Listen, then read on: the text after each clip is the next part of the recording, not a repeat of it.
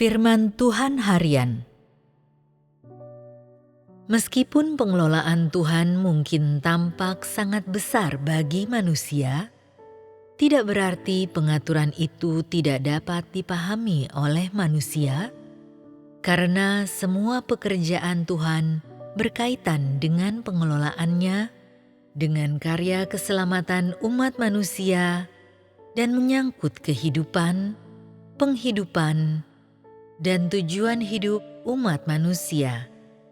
Pekerjaan yang Tuhan lakukan di antara dan atas manusia dapat dikatakan sangatlah praktis dan bermakna.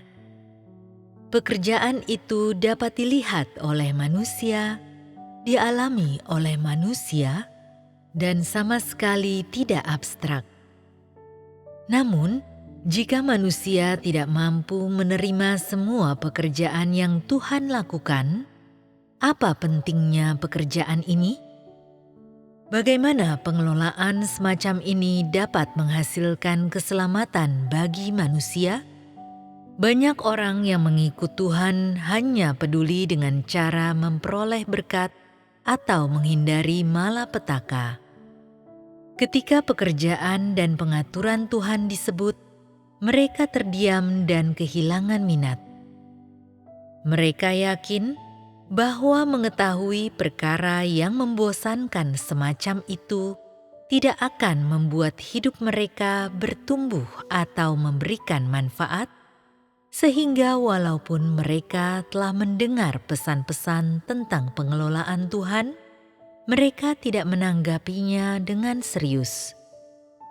Mereka tidak menganggap hal itu sebagai sesuatu yang berharga untuk diterima, apalagi menerimanya sebagai bagian dari kehidupan mereka.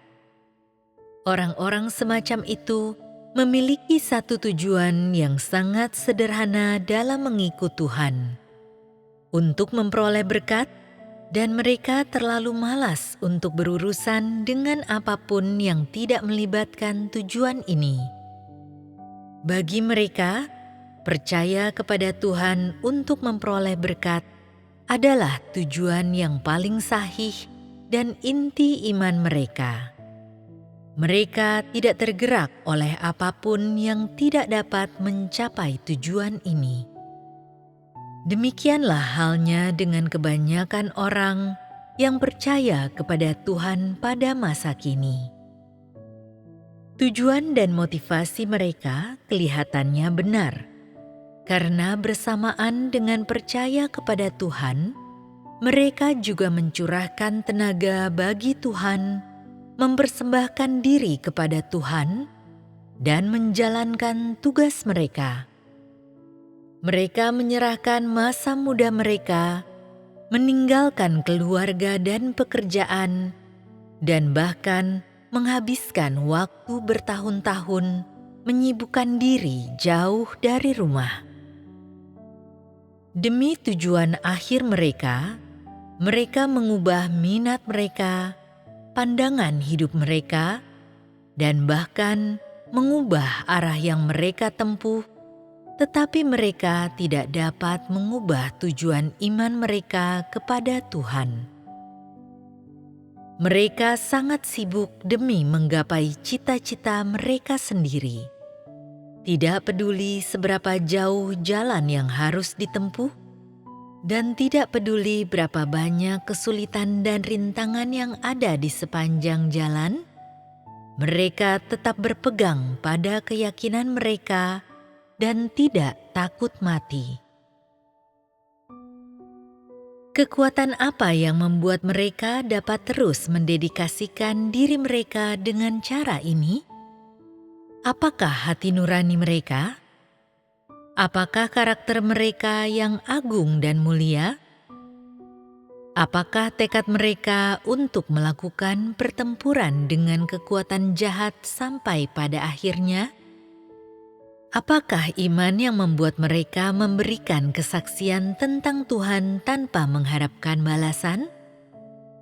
Apakah kesetiaan yang membuat mereka rela menyerahkan segalanya untuk melakukan kehendak Tuhan? Ataukah semangat pengabdian yang membuat mereka selalu melepaskan keinginan pribadi mereka yang berlebih-lebihan? Bagi orang-orang yang tidak pernah mengenal pekerjaan pengelolaan Tuhan ini, mereka berkorban begitu banyak, sungguh sebuah keajaiban yang menakjubkan. Untuk saat ini, kita tidak perlu membahas berapa banyak yang telah diberikan oleh orang-orang ini. Meskipun demikian, perilaku mereka sangat layak untuk dianalisis.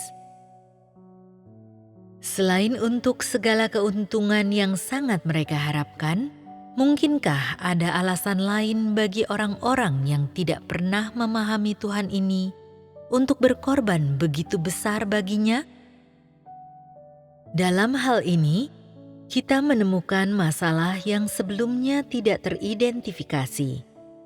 Hubungan manusia dengan Tuhan semata-mata demi kepentingan diri sendiri. Hubungan ini adalah hubungan antara penerima dan pemberi berkat. Singkatnya, hubungan ini seperti hubungan antara karyawan dan majikan. Karyawan bekerja hanya untuk memperoleh imbalan yang diberikan oleh majikan. Dalam hubungan semacam ini, tidak ada kasih sayang, hanya ada kesepakatan. Tidak ada tindakan mencintai dan dicintai, hanya ada derma dan belas kasihan. Tidak ada pengertian, hanya ada kepasrahan dan tipu daya. Tidak ada keintiman, hanya ada jurang pemisah yang tak terjembatani. Ketika segala sesuatunya sampai pada titik ini, siapakah yang mampu membalikkan kecenderungan semacam ini? Berapa banyakkah orang yang benar-benar mampu memahami betapa menyedihkannya hubungan semacam ini? Aku yakin bahwa ketika orang membenamkan diri dalam kegembiraan semata-mata karena diberkati, tidak ada yang dapat membayangkan betapa buruk dan memalukannya hubungan dengan Tuhan yang semacam ini. Hal yang paling menyedihkan mengenai iman umat manusia kepada Tuhan, bahwa manusia membuat pengelolaannya sendiri di tengah-tengah pekerjaan Tuhan dan tidak memperhatikan pengelolaan Tuhan. Kegagalan manusia yang terbesar terletak pada fakta bahwa sementara mereka berusaha untuk tunduk kepada Tuhan dan menyembah Dia, manusia membangun tujuan idamannya sendiri dan memperhitungkan cara memperoleh berkat terbesar dan mencapai tujuan yang terbaik. Bahkan ketika orang mengerti betapa malang, jahat, dan menyedihkan keadaan mereka, berapa banyakkah yang rela meninggalkan cita-cita dan harapan mereka? Siapakah yang dapat menghentikan langkah mereka dan berhenti memikirkan diri sendiri saja? Tuhan membutuhkan orang-orang yang mau erat bekerja sama dengan Dia dan menyelesaikan pengelolaannya. Dia menghendaki orang-orang yang mau mengabdikan pikiran dan tubuh mereka pada pekerjaan pengelolaannya untuk tunduk kepadanya. Dia tidak membutuhkan orang-orang yang mengulurkan tangan mereka dan memohon kepadanya setiap hari, apalagi orang-orang yang hanya memberi sedikit dan kemudian menunggu untuk dibalas kebaikannya. Tuhan memandang rendah orang-orang yang hanya memberikan sedikit kontribusi dan kemudian berpuas diri dengan pencapaiannya. Dia membenci orang-orang berdarah dingin yang tidak menyukai pekerjaan pengelolaannya dan hanya suka berbicara tentang pergi ke surga dan memperoleh berkat. Dia bahkan memiliki kebencian yang lebih besar terhadap mereka yang memanfaatkan kesempatan yang disediakan oleh pekerjaan yang dilakukannya dalam menyelamatkan umat manusia. Alasannya, karena orang-orang ini tidak pernah peduli dengan apa yang Tuhan ingin selesaikan dan dapatkan melalui pekerjaan pengelolaannya. Mereka hanya peduli dengan bagaimana mereka dapat memanfaatkan kesempatan yang disediakan oleh pekerjaan Tuhan untuk memperoleh berkat. Mereka tidak memedulikan hati Tuhan dan sepenuhnya disibukkan dengan masa depan dan nasib mereka sendiri. Orang-orang yang membenci pekerjaan pengelolaan Tuhan dan sama sekali tidak memiliki minat terhadap bagaimana Tuhan menyelamatkan umat manusia serta kehendaknya, hanya melakukan apa yang menyenangkan mereka terlepas dari pekerjaan pengelolaan Tuhan.